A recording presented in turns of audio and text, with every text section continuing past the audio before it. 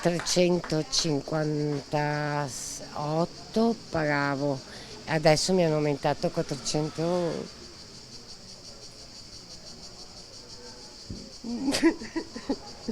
Piange perché questa differenza comunque la mette in difficoltà, signora.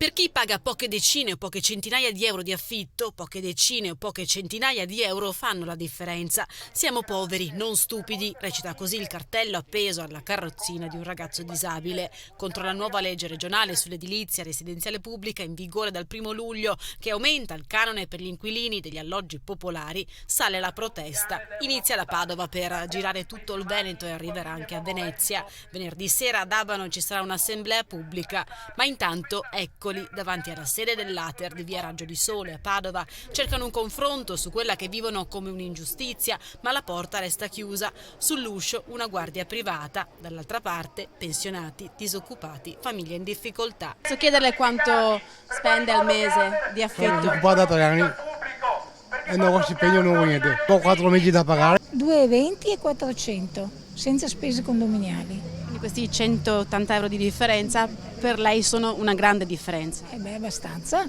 Insomma, se vogliamo dire io vivo solo. C'è chi paga 40 euro di affitto al mese, meno adesso non si potrà più pagare e ci sono case che una volta ottenute poi passano di padre in figlio.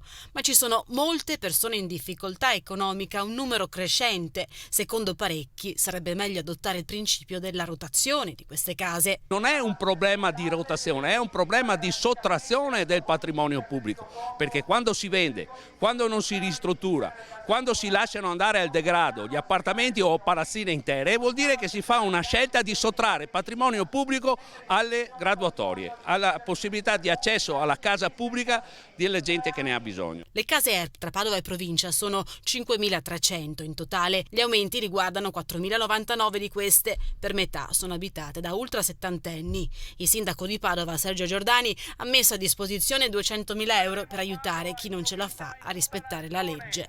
Fino ad andare a Venezia.